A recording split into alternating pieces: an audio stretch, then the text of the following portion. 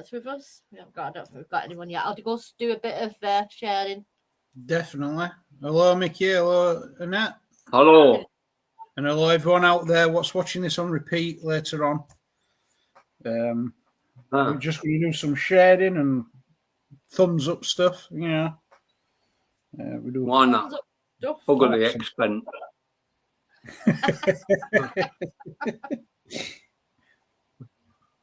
Absolutely. Yep. Yes.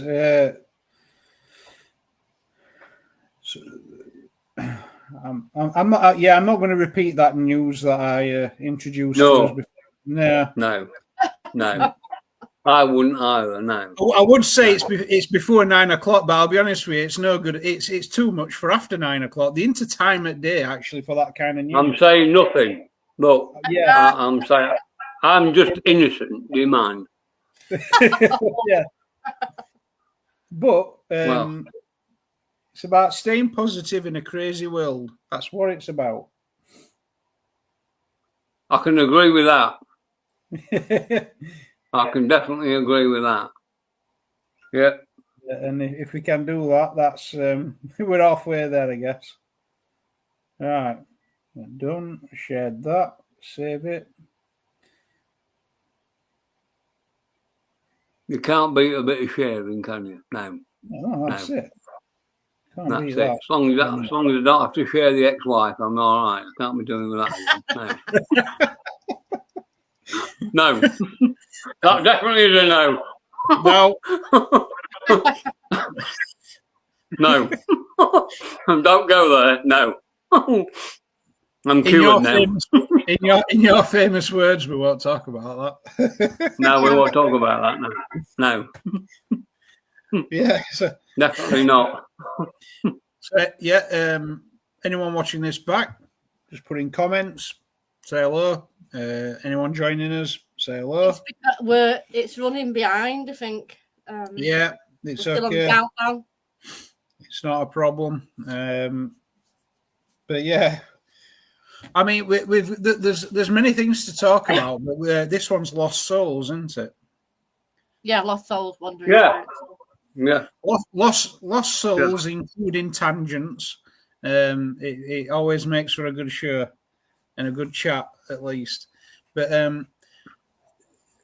I've through time and looking up at just thinking about this over time, like I've had many different ways of thinking about what happens with these lost souls, why they're lost, things like that. But one question I've got, Mickey, is: have you ever connected to one that's told you why it's a lost soul, or if it knew it were a lost soul? Yeah, quite a few. Oh, right. Well, okay. I worked on airfield. One Ludford Magna in Lincolnshire. I can't remember the first Ludford Magna or something like that. And I was invited to go, and the owner of one of the Nissanuts, whatever you want to call it, buildings, she's a bit freaked out. And so anyway, I went down with my kit, as you do. Because I could say there's something there, but they go, yeah, all right. But if I say there's something there and it's picked up by a bit of kit, that's proof, you know. Yeah. So I walk in and you're looking at this Nissan that it's been turned into a home, so to speak. And it's been partitioned off, if you know what I mean. Yeah. And she's saying, I don't know, this, that, and the other, and I can't remember exactly what she was saying, but the dog was just staring up like that, and so anyway, you couldn't see anything because there was a suspended ceiling, you see, across this ceiling. So it looked quite normal. And the cladded, where it bends, the classic shape of the knitting up, it had been all boxed up and looked quite nice and modern and what have you. And she said, I don't know. She said, the dog just barks at it and whatever else. And so I got invited to go down. And what had happened, I found a pilot that hung himself in that billet. Listen up, call it what you like. And from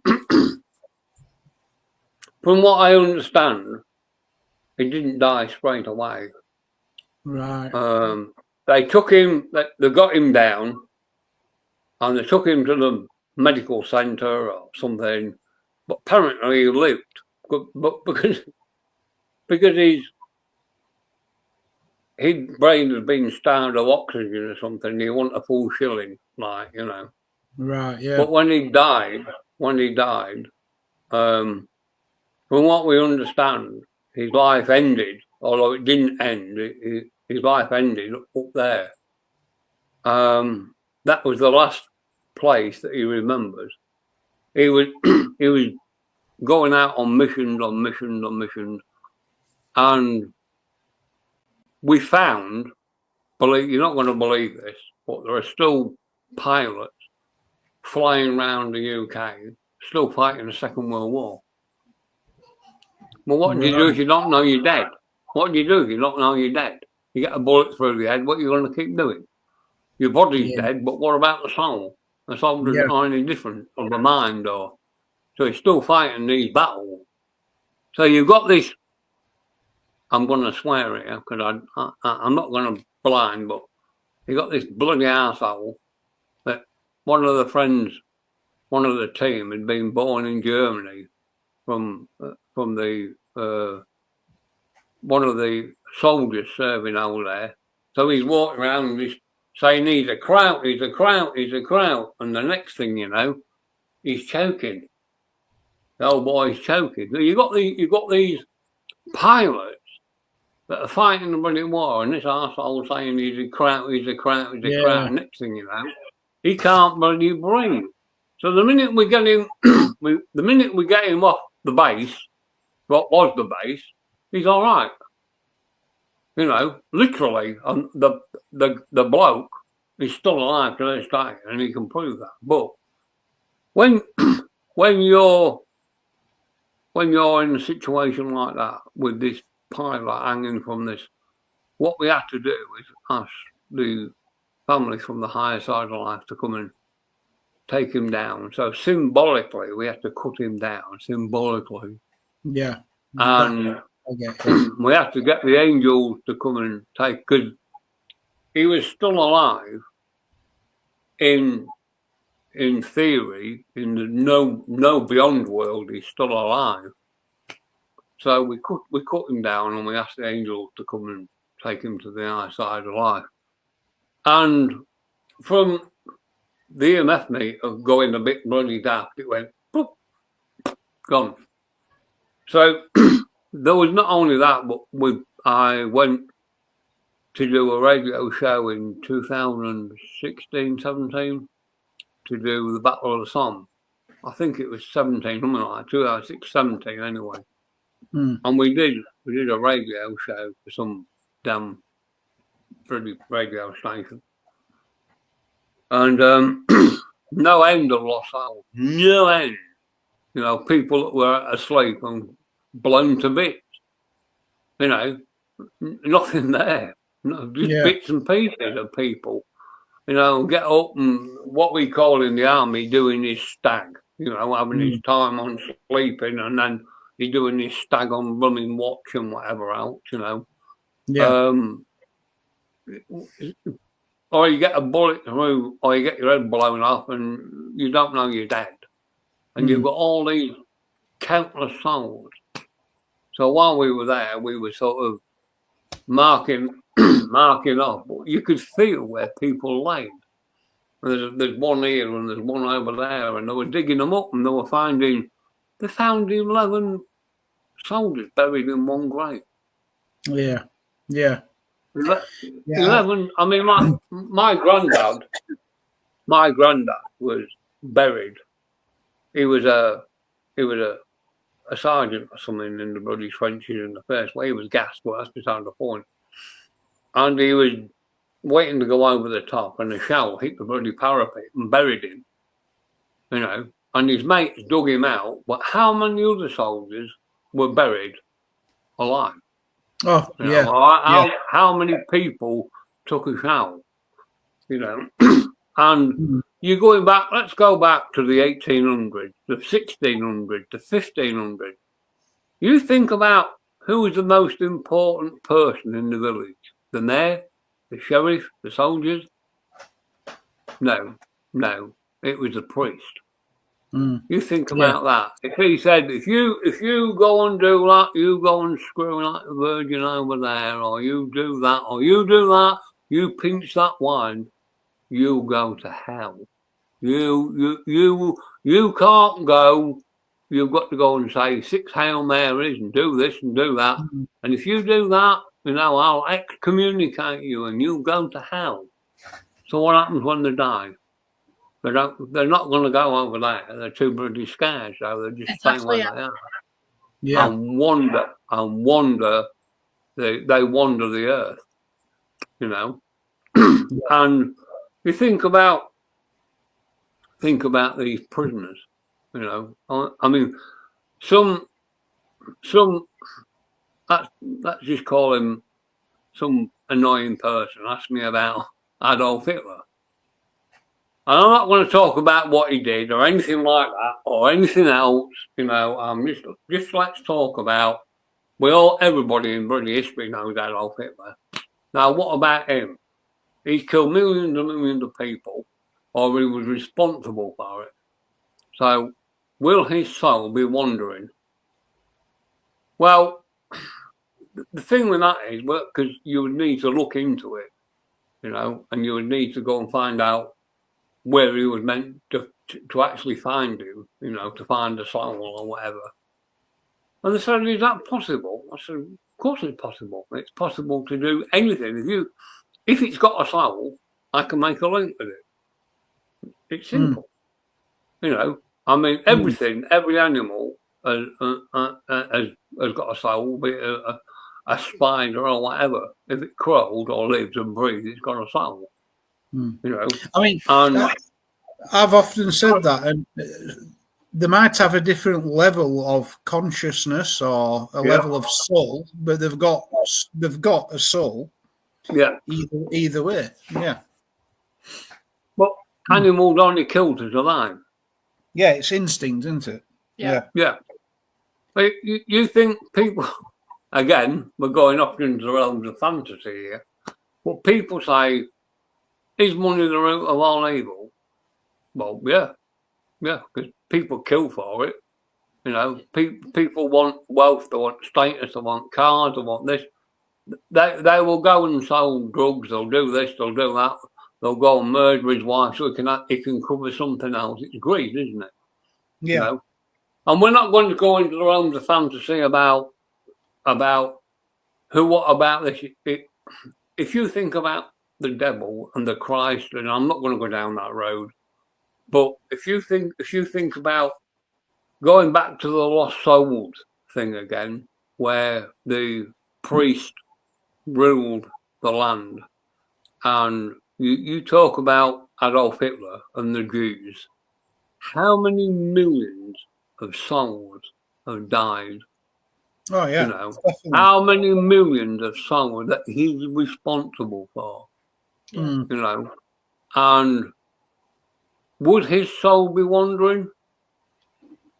That's something that people debate.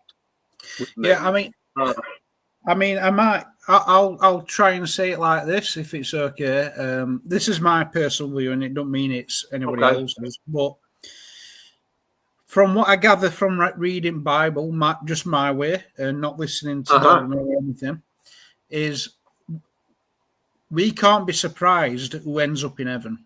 You can, if you can think of worst person what's done worse things ever, sins are all equal in how bad they are.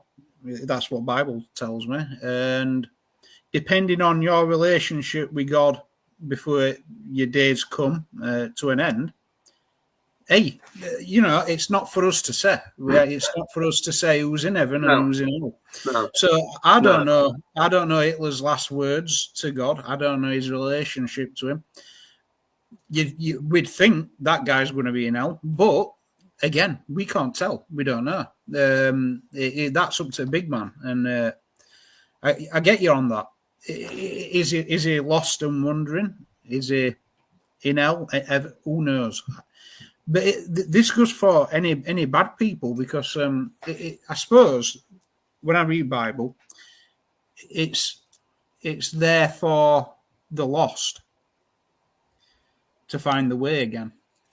So it's a funny one, isn't it? More people read the Bible and get lost. Yes.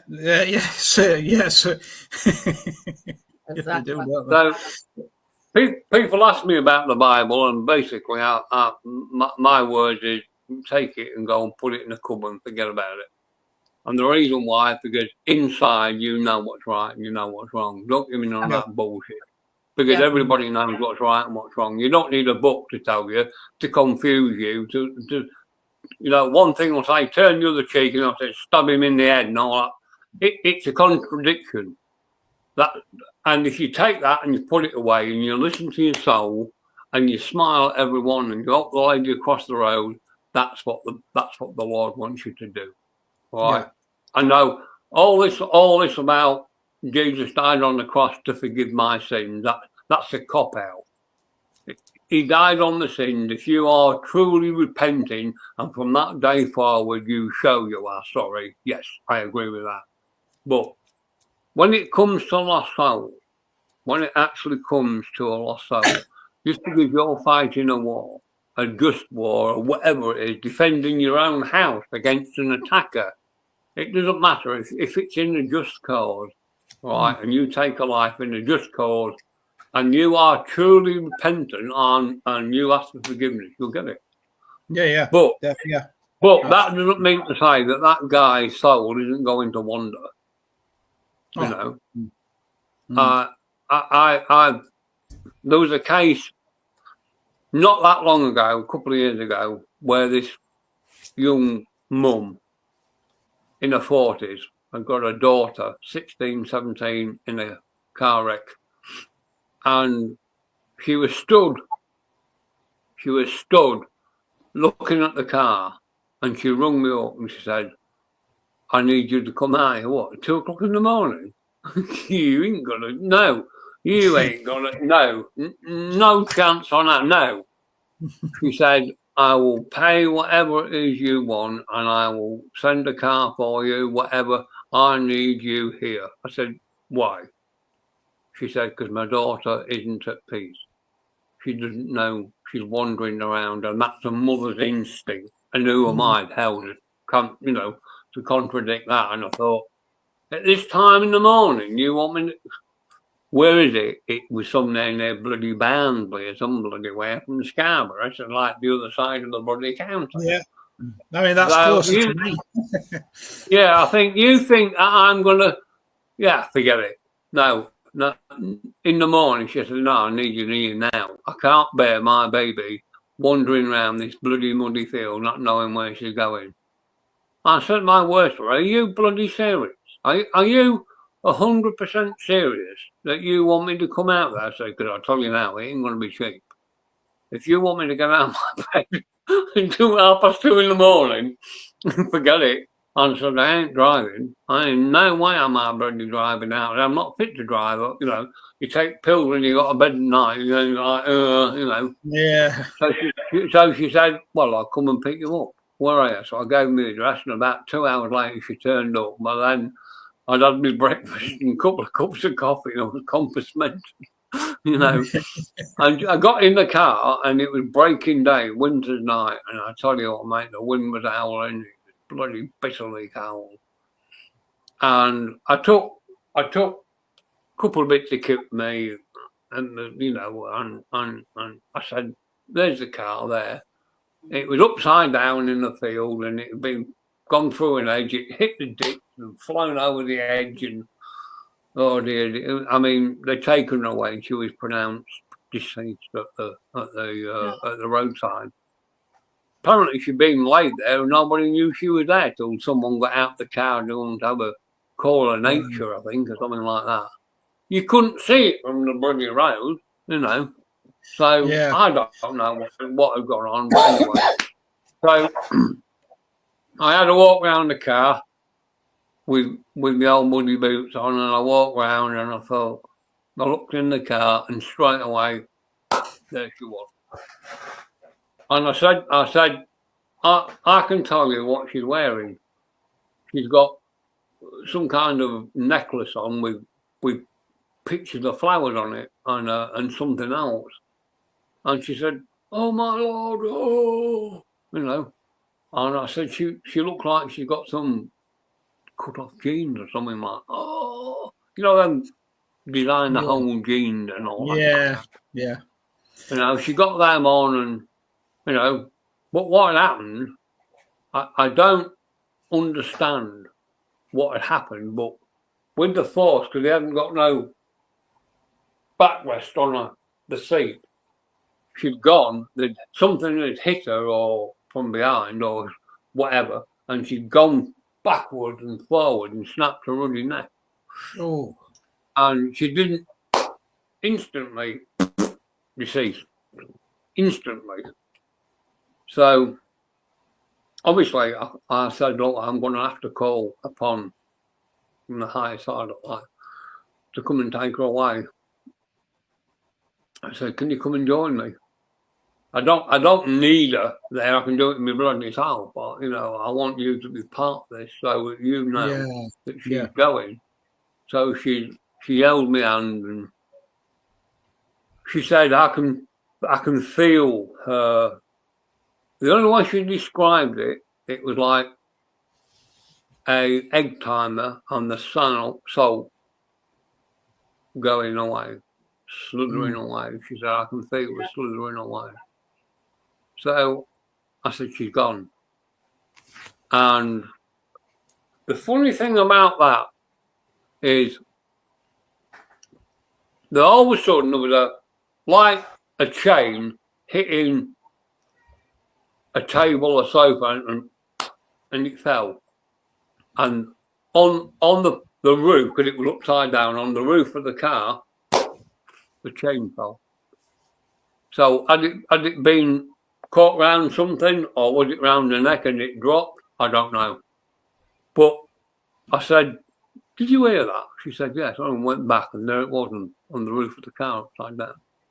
Wow. So that was, you know, that was one of the latest ones I've done.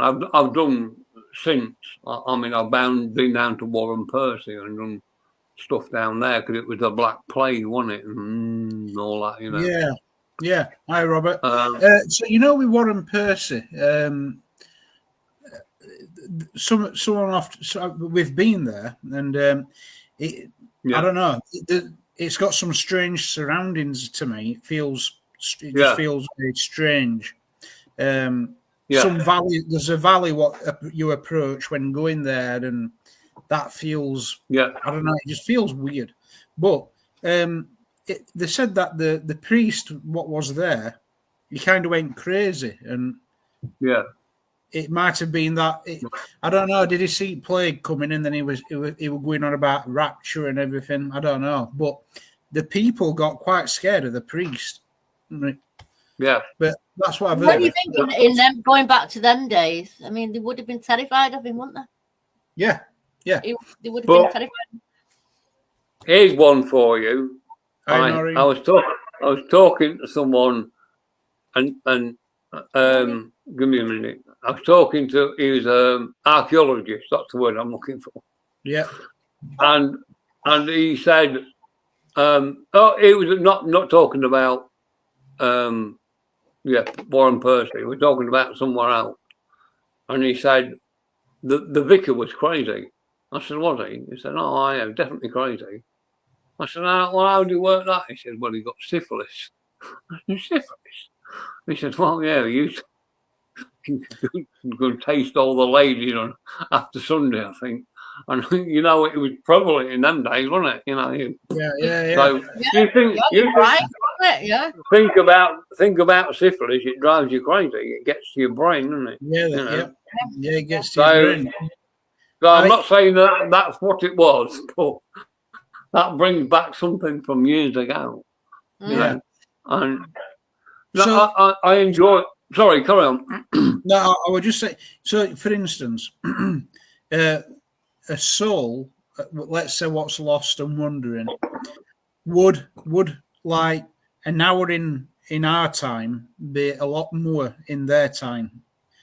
Would it be quicker? So, some say an hour in hell is a day in hell, kind of thing, because it's more extreme, or it's time goes quicker. Is that one of those things? Well, if you're asking me about hell, it doesn't exist. Oh, yeah. Hell on earth. Hell on earth. That's what your gran used to say. Yeah, no hell. Hell's here. Hell on earth. And I would say to you, if you're going to start talking about gypsy folklore now, and you're thinking about being a soul, right? If you go back to the 15th century, right, or going today's society that don't know nothing about the Bible, really, because of the ball, they're not interested. So when they pass, do their souls not know what they're going to do?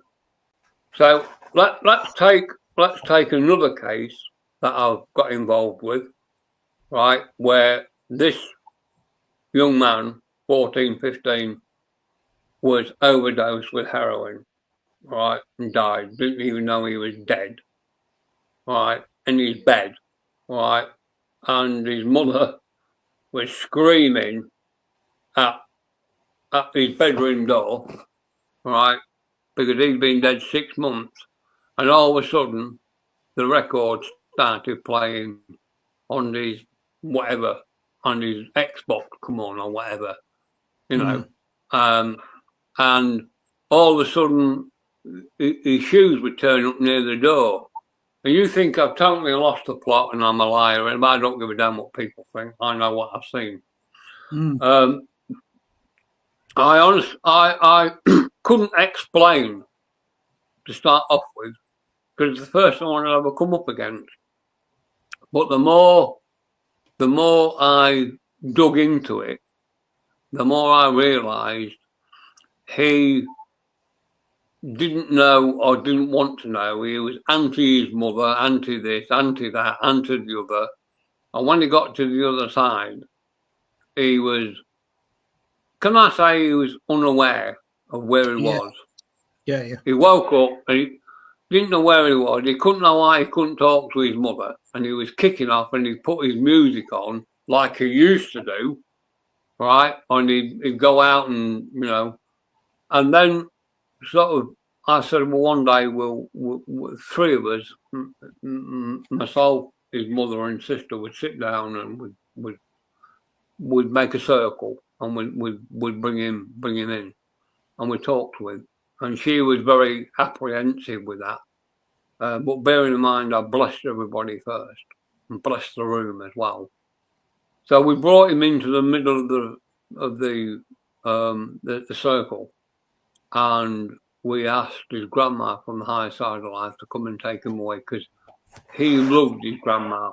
He was loved by his grandma, and she led him away.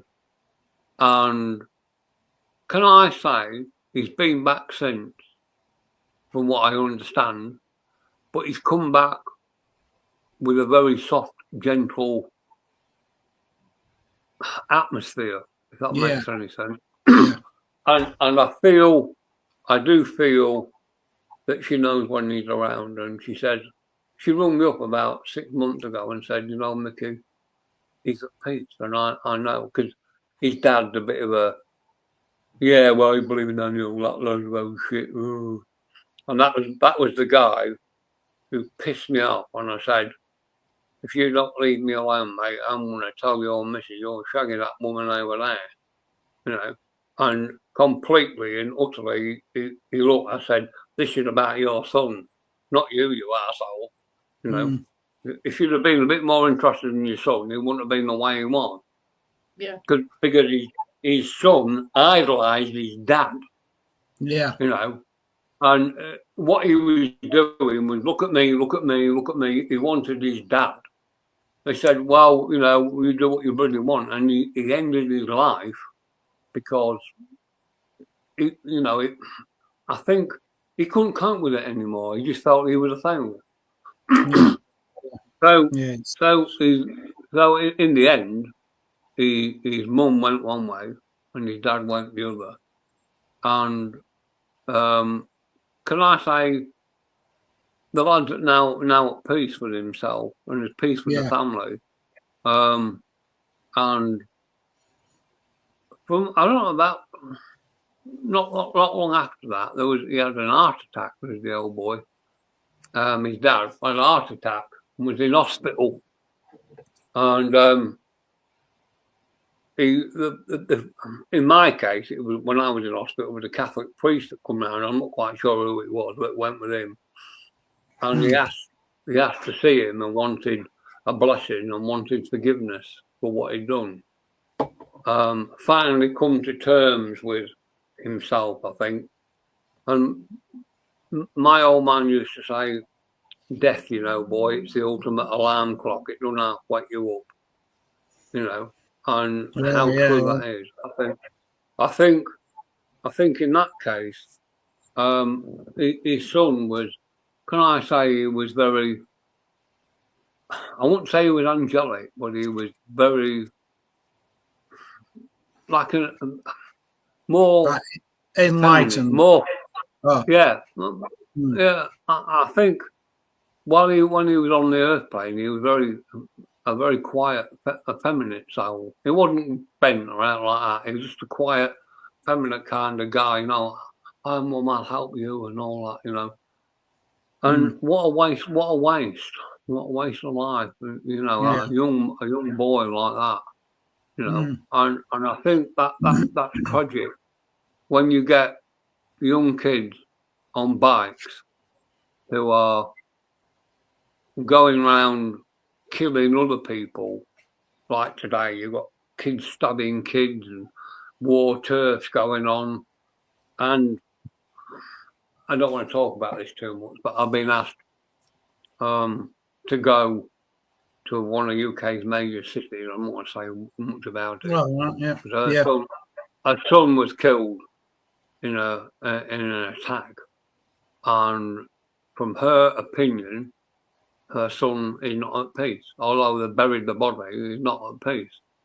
And they want me. They not want me to go and, you know.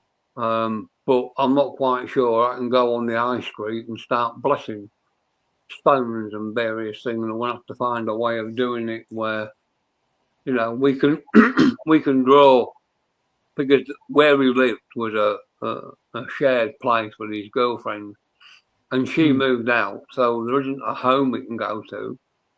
So I'm working on a plan, procedure to get the mother and the family, whatever family I can get together, so we can call upon the son to come, you know, to get him at rest, just to give the mother some peace. She's going out of her mind, you know. Yeah. So. Give me 2 minutes. I've just got to to do something. Yeah. I do feel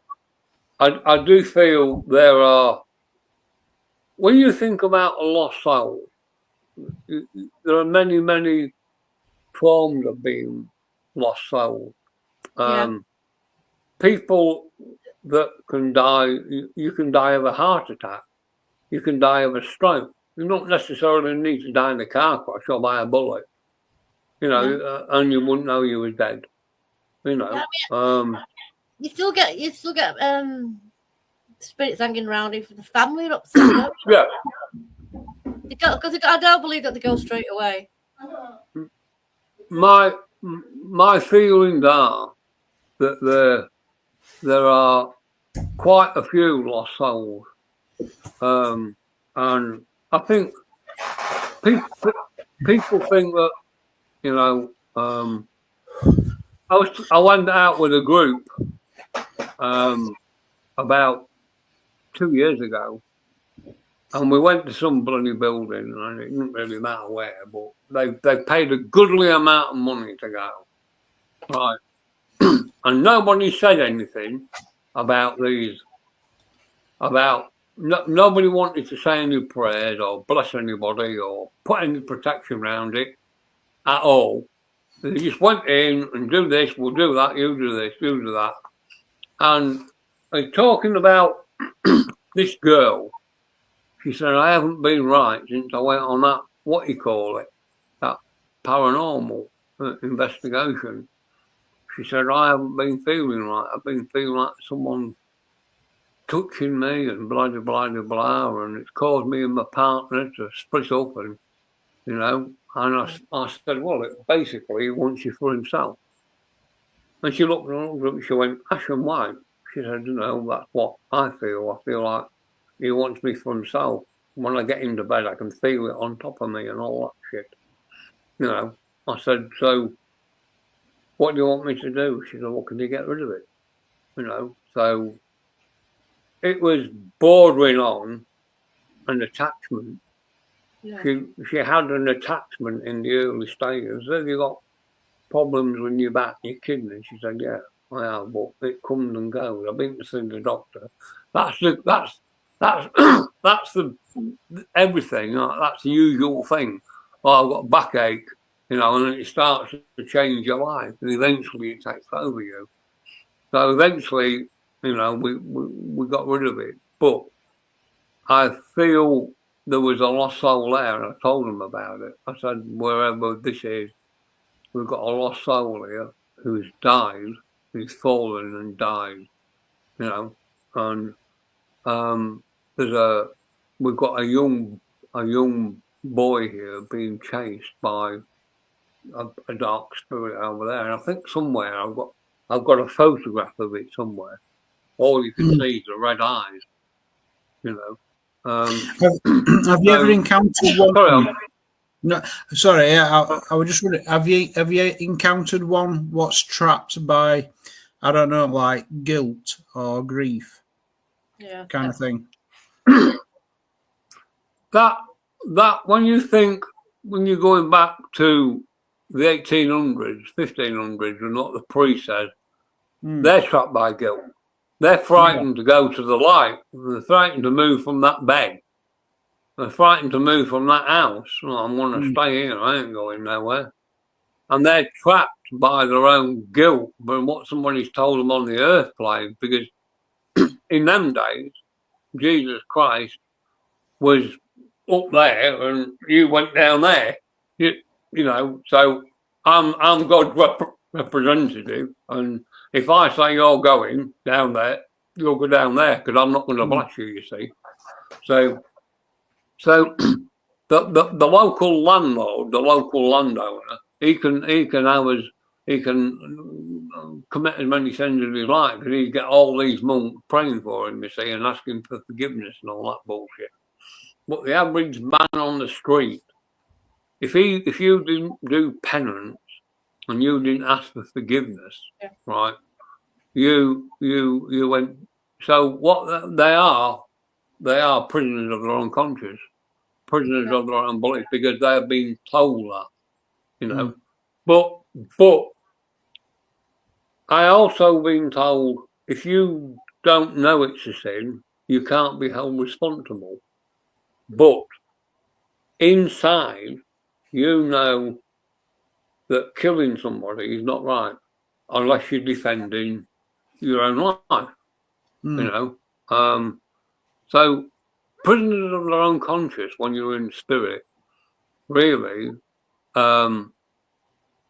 If you've got somebody that prays for your soul or is willing to do some kind of penance for you in them days, then you would move on to the light.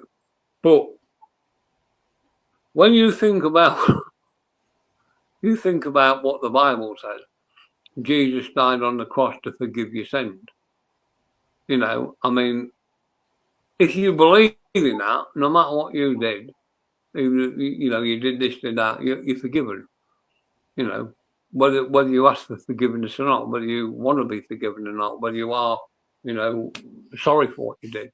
But a lot of people don't believe in heaven and hell. Today they don't teach it like they used to do when we were kids. Yeah. So do they naturally go to heaven or to the spirit world or whatever you want to call it? But normal spirit, their family will come and take them away. I had somebody this morning ringing me, so-and-so's died, 2 deaths in the last 5 months. Oh, my auntie, not, can you ask my family to come and take her away? You know, so then obviously you say a prayer and ask them to come and you say to them, yeah, well, they'll be there, and then that gives her peace, you know, because you think about the woman who's passing, all right, who's looked after and the woman who's looked after this other woman for how many years, all right, is she going to go and leave that woman there who's grieving because she doesn't know whether she's gone to heaven or hell or anywhere in between? So once you put that lady's mind at rest on the earth plane, the woman can then go to the light, you know. So the work I do is, there is no 2 cases, just the same. Nothing. I've never come up again the same thing over and over and over, you know. There are people died in hospital when I was in hospital, and although I was not long out of a coma, I couldn't even bloody walk. I was laying in my bed and I knew it passed straight away. And it doesn't take long to say a prayer and ask for the family from the high side of life to come and take them away. You know, what does it? It's a few words, isn't it? You know, and it doesn't cost now.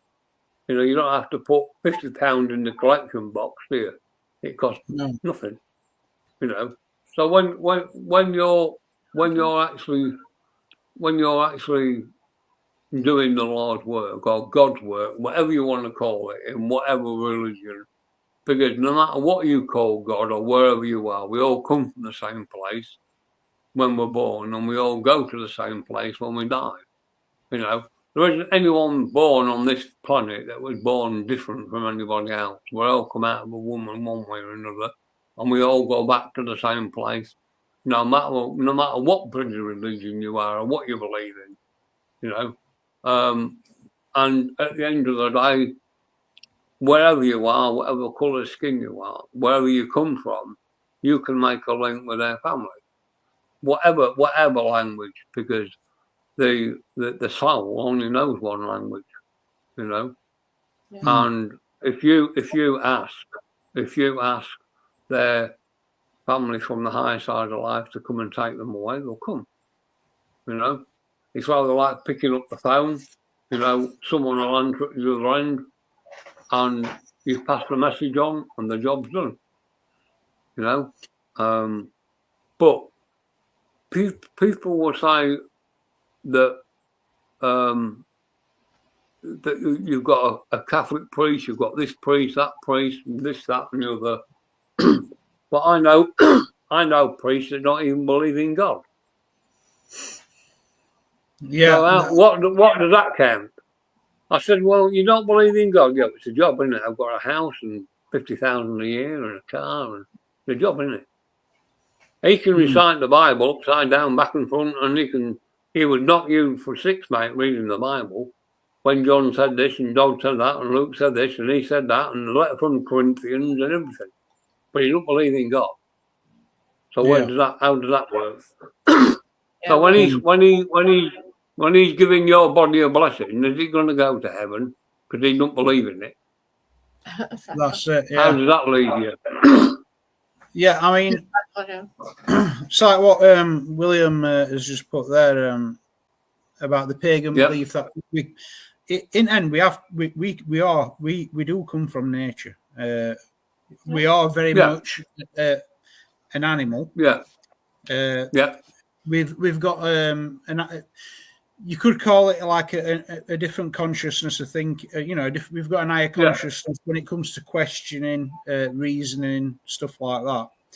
But levels of conscious, levels of vibration, you can call it what you like, but we all come from the same. We don't go back to the same. Yeah. We come from nature, go back to nature. Call it what you like, but it's the same thing. Yeah, definitely.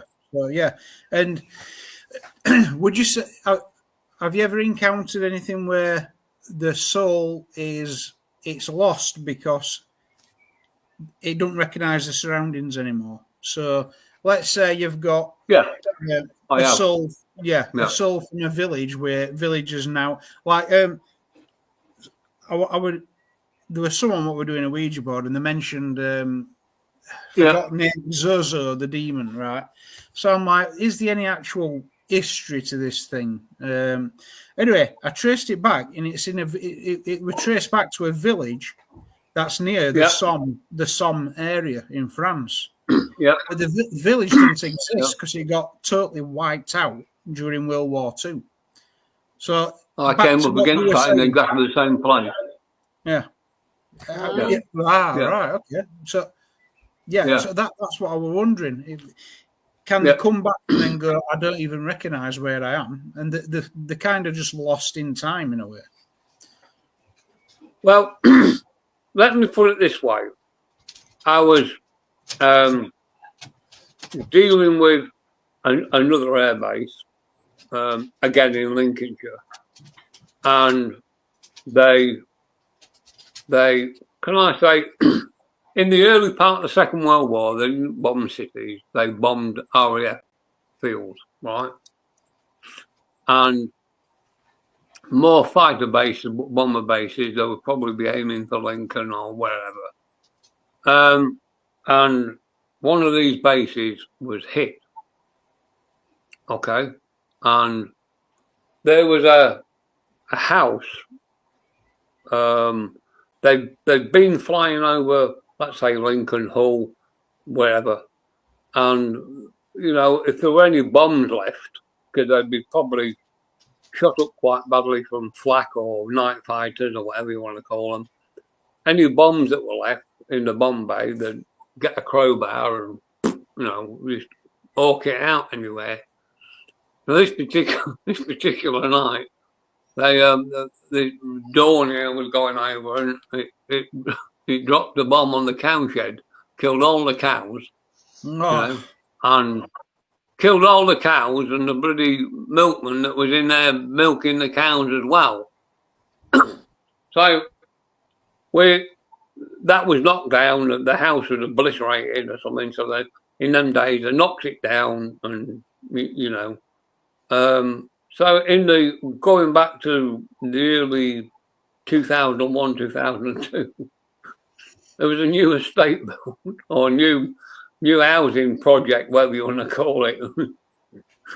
There was this, he'd been seen, this old gentleman looked like the mad professor with his hair all over the place. And the only way to describe it was a sandbag tied around his neck, right? And he was not walking, he was floating. So anyway, I sort of got an artist to draw and then I went to find out what this was, and he said that looks like a shepherd or someone that was milking cows, because they used to wear like a rough old sandbag hessian apron around them, you know. Yeah. So, and obviously that was that kind of material, and that's what they were seeing from here upwards, because his bottom half was parted from me because of the bombing. So he was in 2 bits, but he died instantly. And this was what they were wandering around. They weren't wandering in the house; they were wandering around the conservatory. Right, yeah. They're wandering around the conservatory, but when they dug up, when they were digging, there was cobble. You know, like, have you been into them old stables when they got cobbled and cemented? Yeah. Like them old cobbled street. Yeah, it was one of them where the milking parlour was. You know, right, and they used to sweep them all out, and all the wheel and everything, and go into a cesspit, and then they go and put it back on the field, weren't they? Yeah. So that's where it was. So it was that's what was bombed, but we didn't know. But they were finding great fragments like this, and bits of this and bits of that, as they were digging the garden, you know, and they just thought it was something, you know. When we went to look, where it was the exact gap where it had been bombed, where a bomb had come out of the bomb bay and blown up the milking parlour and wrecked the blooming farmhouse as well. Yeah, it's mad. So that was. Carry on. No, I was just saying that it's crazy, that kind of thing, because they build on those kind of sites, and like old asylums are turned into residential apartments and things like that. Madness, isn't it? Yeah. Yeah. I mean, tell me about it. Yeah. So tell me about it. Yeah, and there's actually quite a lot of those sites in this country, because they were quite big, weren't they? Those asylums, those areas were, they're quite big. So, yeah. Well, there's a story there. When my dad died, me and my brother were taken off my mother because we weren't going to let a woman bring up 2 kids in the caravan. So we ended up in the kids' home at Barrow Hall. So, and where did they put my mother? In St John's Hospital in Lincoln, the crazy house. Oh yeah, that site's still there, isn't it? Yeah. So I've been down there and done paranormal. But anyway, going back when I went to see my mum, because when I wanted to join the army, the long story, I hadn't seen my mum for about 6 years, and I needed her signature. But at this time, my mum was out working in the RAF. She was a cleaner for RAF Waddington or whatever it was. She was independent again, and I found out where my mum lived. But I needed a signature because I was under the age 18 to join the army. So I went and knocked at the door, and my mum didn't even know who I was. She said, "Yeah, can I help you?" Yeah. Crazy, you know. But I when I was a very, very young boy, about 1964, 65, they took me to see my mum in St John's, and it was a weird place. People going, and all that, you know. Yeah, no. I mean, it's an asylum, I believe. It's got the water tower. It's an intimidating place, really. And I have been, I must admit, because I was looking into the old asylum system, and they are one of the most. I think when it comes to eerie places, they're hard to beat, because you had all sorts of people in there. You had sane people what were just really tired. You had crazy people. You've got the full spectrum of people what were in there. Some just went in for being poor, didn't they? You know. Yeah. So it's, I mean, yeah, there are parts of it that's still there you can get into and do paranormal, Yeah. you know. yeah, it is, yeah. I've been in it a few times, and I wouldn't say there's anything bad there, but if you like doing that kind of thing, you know, it's all right. People say it's a bit of fun, but there are some quite dark entities in there. Yeah, definitely. So my advice, if you're going to go and play with St John's Hospital, know what you're doing, you know. Yeah, definitely. Protect yourself well. Because people think that you walk into these places and you walk out, oh, I'm all right. But it doesn't just attack you like a bullet. It'll weigh you down, weigh you down, weigh you down. Yes. Because Yeah, that's the way what it it wants to do, it wants your soul, but it doesn't just want you. It'll end up taking one of your kids as well. That's the worst thing about it. It'll end up doing something with one of your kids, and I've seen that no end of times, you know. Yeah. So there was one case where this young, I think about 12-year-old young girl got highly interested into the dark arts and stuff like that. You know, wanted to start eating raw meat, and the mother was saying, well, is it just an alternative lifestyle? I said, well, what you've described to me is a bit demonic. Oh, don't say that, you frighten me. You what? You know, I said, you got this, and that's the checklist. You know, like you did all that. She's got a demonic entity around her. Oh, don't say that, you're frightening me, and you're frightening her and all. Huh? Really? You know, okay, all right. So I sat and talked to her. I talked to her daughter and said a few words that would be like, and she kicked off straight away. So there you go. I told you now, she just kicked off, and like it was like a volcano erupting. You know, Yeah. You know, really went off on one. And it was about 6 hours back to bring her back again. 6 hours. You know.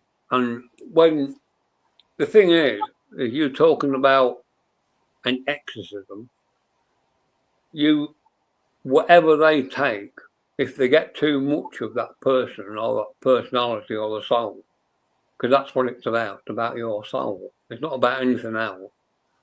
It's about how much they own, and if you're quick enough, you can get rid of it. But there are some people locked in these institutions or drugged up, and like, you know, they're wandering around, and they're a ticking time bomb. Yeah. You know. Yeah. And some of them are locked up in Brampton because they don't know what to do with them. You know, the Black Panthers of these world that just want to see people suffering, and people, they're asking me about the generation of today. Is that what this is all about? You think about these countries on the continent where the dark arts and this, that, and the other are all practiced and worshipped, and now they're bringing it over here. You know. Yep. So I don't know. What do I know about it? I'm just me. I'm just a nobody. You know. But I do believe that why Jesus Christ is boring. You know, we want some excitement in our life, drugs, sex, and rock and roll, and all that bullshit. You know, and that's all right till we find out that, you know, you've got some dark entity with you, and you say he was a nice boy when he was growing up. I don't know why he was carrying a knife and doing this and doing that. I was talking to a woman just this week about that. I don't know what happened to him. I don't know why he started. It started 6 months ago when he went on one of them sewing times. You know, it comes out of nowhere. Yeah. Whether it's demonic entity or whatever it is, but people won't say to you, this is what it is. Oh, that's what I mean. Some of it is schizophrenia. You know, I agree. People they've got conditions. I'm not saying it's all demonic at all. Oh, no. When you get somebody that goes from being a nice boy at school to carrying this, that, and the other, and all of a sudden they change overnight, what's changed them? You don't suddenly wake up one day and say, "Oh, I'm going to be a sadist. I'm going around killing people." Do you? Yeah. You know. Yeah. There's always a reason, isn't there? Yeah, we just have to say goodbye to Things Network because there's another live on. Yep, definitely. We've got to say goodbye, have we? Yeah. No, not yet. Unless you want to stay on for 5 minutes. It's just Yeah, well, I'm all right for 5 minutes. Yeah. Are we going or? Yeah, I just have to We're take going, it are off. we? Yeah. No. We're All fine. right, mate. 5 minutes. Yeah. It's So. just Things Network because we're only on till 9 on there. Yeah. So we're all right. No, but We're off. it's true. No, we're still on, Mickey. We're all right. Are we offline or? No, we're still on. We're still online. All right, okay. Yeah. So All yeah, right. it's been an interesting subject, and that's definite. And it's interesting because people do come across a lot of, like yourself, you come across things. I've definitely picked things up in past. We don't pick it up all the time, but I've been to locations. I have definitely picked up voices. On occasion, I've heard things properly with my ears, and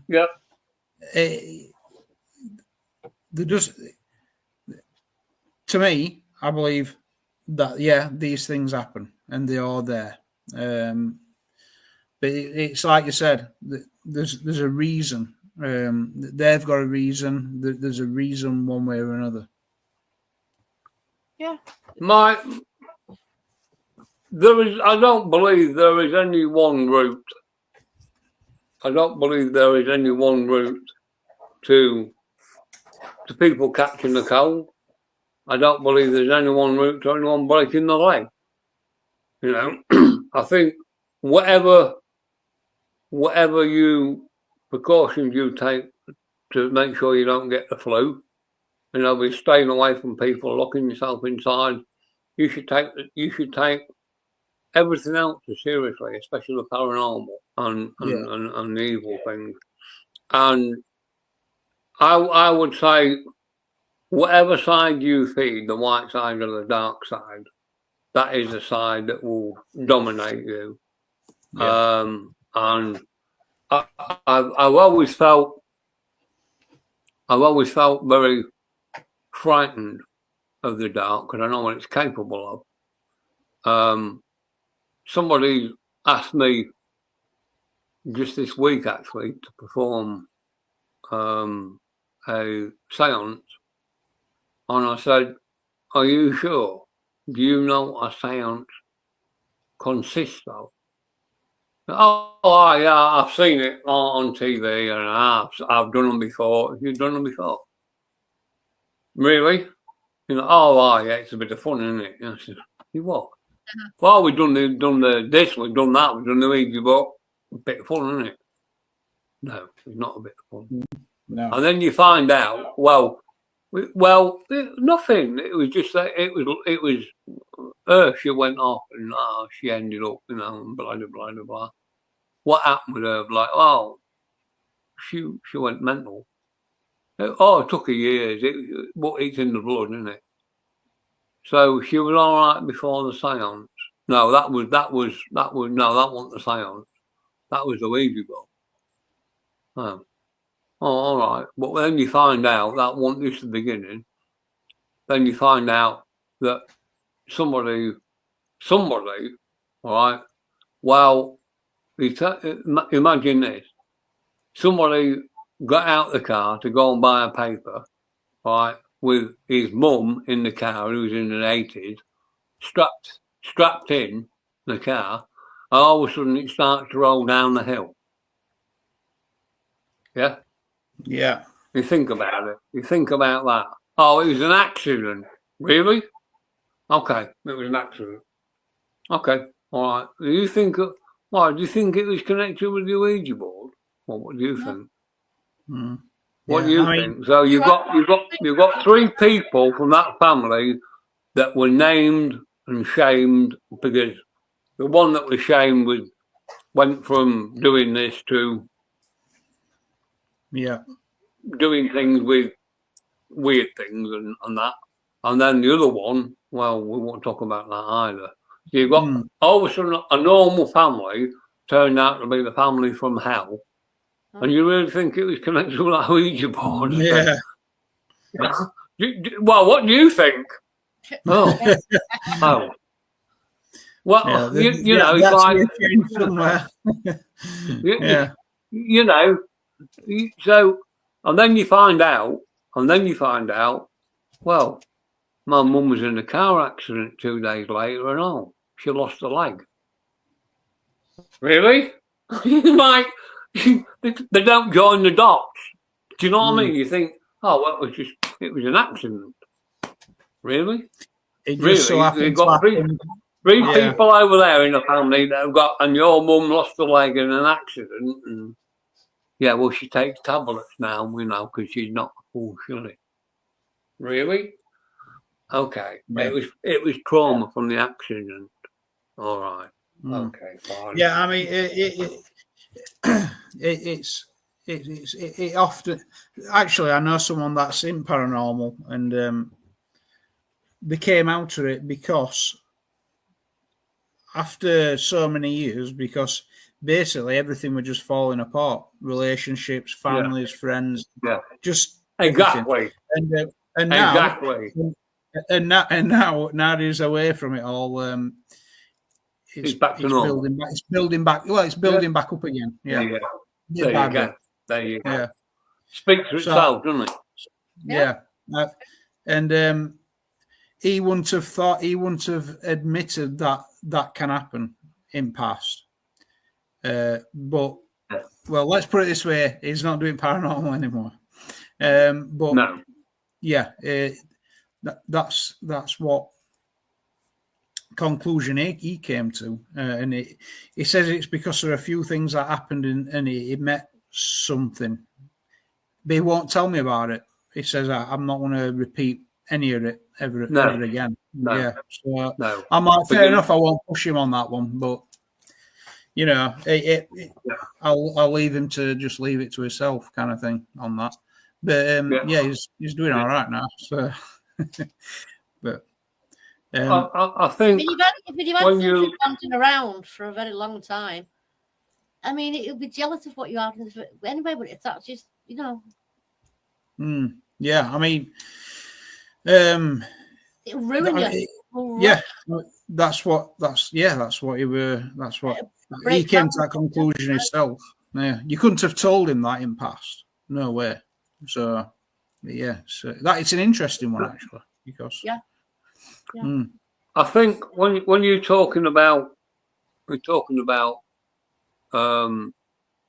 seances, Ouija boards, paranormal, anything to do with the dark is exciting because you are actually talking to the dead, or you think.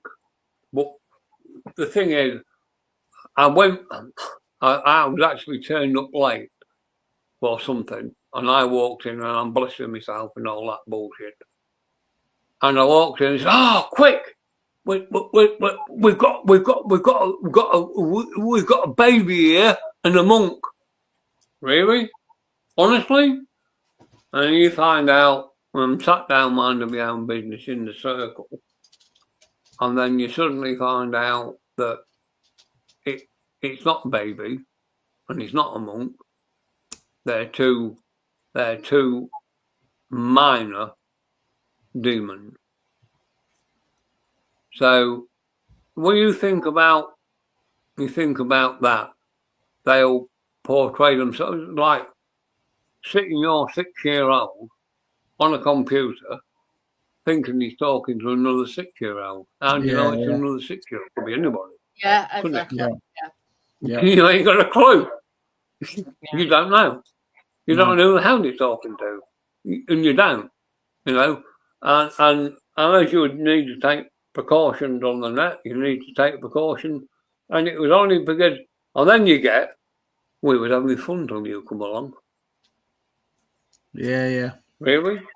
Well, yeah. Well, you know, and then you find out because them dark spirits will give you contact that you want.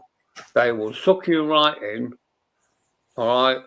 But the spirits from the white side are like Jesus Christ. They don't want to be found. He don't want to be found. You know what the devil does? You can find him anywhere. I found him a few times.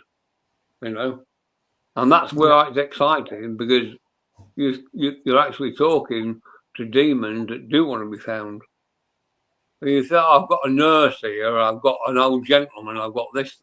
But when you really find out, there are many occasions where people have taken precautions and they've got somebody that died over there, or they've got a lost soul, and it's bona fide.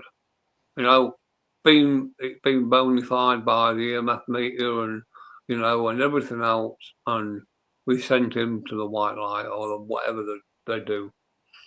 But when you're going on a paranormal adventure, whatever you want to call it, in some of these places like the Gainsborough Nick, I've been there a couple of times.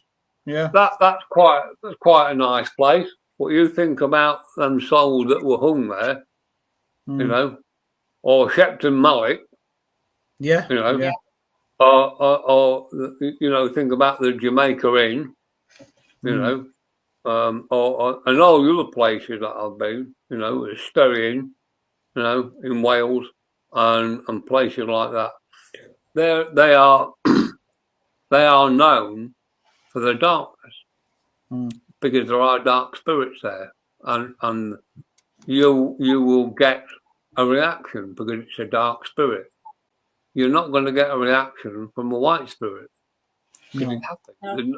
The white spirits aren't there unless they're trapped. Yeah, you know. It's definitely something to keep in mind, isn't it, when you're doing those things? I enjoy paranormal. I think I don't see it as fun. I see it as more of a job than anything else. But I do feel there are a lot of goings on. I'm not going to call them teams, but there are a lot of goings on where their safety isn't taken seriously. Yeah. You know. Yeah. And I do believe that if you're going to go and play, you should know the rules, and if you don't know the rules, you shouldn't play. Yeah. You know? It's I it's would honestly say, and then winding them up. Yeah. You think that going, well, we went there and this come and we talked to that and we went home and nothing happened. It was boring. And then 6 months later, you've got pains in your back and you started having nightmares and your family's falling apart and you can't understand why. You know, I've seen more of that than I've seen bloody hot dinners. You know, I must get at least 2 or 3 a week. What do you reckon about this, Mickey? And if I attended every one of them, I would never spend any time at home at all. You know, the bloody world's crazy. I think when you're looking at, I'm not going to start talking too much about it, but I've got a lady from Ukraine who's struggling with herself at the minute. She had her son killed, murdered, call it what you like. She said his life was taken. Whether she means in war, I don't know. I ain't got a clue. I'm not going to go out there, so I'm not going to find out. Yeah. I'm trying to talk to her to give her the know-how, but the language is a bit, you know. So when you think that you've got the in the defence of his land, he was fighting the enemy, as they call them, right? He didn't want to go to war in the first place. He didn't want to go to war. He was a farmer. He's a young 16, 17-year-old farming lad looking after his cows, his sheep, his mum, because his dad died, whatever, I don't know. Going down by the stream and bringing up the water and doing the crops and the market garden and looking after his mum and the truck maybe, I don't know. And he had to got called up because they came and collected him and stuck him in the uniform and said, right, you know, you're a soldier now, boy. Now they kill or be killed. But you can't take that soul inside, that white soul, right, and turn it to a dark one. I don't care who you are. You know, I've been in the army, I know. I mean, I never really did out like that. Most of my time was, you know, peacetime. I mean, there was times out in Ireland, but that's nothing compared to what's going on over there. Yeah. You can't take a farmer's soul and say, well, it's either kill or be killed, because inside he just wants to go back home, and all of a sudden you've got where he's had to take a life, and you know, we went to the priest and got absolution and all that, and then next thing you know, his mates have found him hung. He hung himself. Couldn't take it, you know. And mum says she's frightened for his soul because he doesn't want to go to hell because the priest told him, you kill boy and you'll go to, and that's going on today. It's going on today. And she's scared that a young boy's soul still wandering around some battlefield somewhere. You know, and this is going on today. And she finds some bloody idiot like me, you know, but all the way from the Ukraine to sit down there and watch her sobbing about a lad. And I could sit down and talk to her where she sat, what she's doing, about the table, about the picture on the table, about his boots over there that he used to go into the stables with, and so on and so on. And she was in bits. And, you know, proving to her that her son was at home with her and he was at peace. And I've never ever seen a mother cry so much in my life. I haven't. Right, guys, we're going to have to Just wrap it up. It's 19 minutes past now. Yeah. She sobbed her eyes out. Yeah, I can imagine because it's a really deep thing for definite. And like you said, it's happening. It's happening in it's happening in many places, to be fair. And it's like you said, it's about spreading light. It's about spreading light. My little bit. I had a Russian mother ring me up on Messenger. She hadn't heard from her son, didn't know where he was, didn't she? Can you tell me in broken English, or she was got someone talking to her, I don't know, if my son is wherever he is. I said, I can tell you now whether your son is here on the planet or whether he's in the spirit world. I can't tell you instantly, but I can tell you. So she left it for a minute and I said, he's in the spirit world. I've got him here. And again, I proved that she lived outside of Moscow in a rundown shanty town, whatever you want to call it. And her her pension, nothing. I grew a few potatoes, a few crops, and they had an old truck somewhere, you know. And she basically give up. You know, they had a plot of woodland that they cultivated for apples or whatever. I don't know. Sell the apples and a few potatoes and bits and pieces, you know, to get them through the winter. And I was saying about wanted you to plant some more flowers for next year to sell on the market, and she just went completely daft. Oh, like the Russians do. Oh, completely out of her head. She was on the floor rolling round. Oh my Lord! I thought, what have I done here? You know, and he's no. You. She's happy. She's happy like that. It hits you here, mate. I'll tell you. Yeah. It hits you right there. Imagine. Right, we're gonna have to wrap it up, I think now. Are you? Yeah. Okay. Right. Right, Mickey, just Well- stay where you are for a minute. Don't move yet. Thank you. You know where I am if you need Anyone me. that's come in, and Yep, we'll catch you next week. definitely. Thank you very much. Thanks for coming in. Bye bye. See you later. See ya.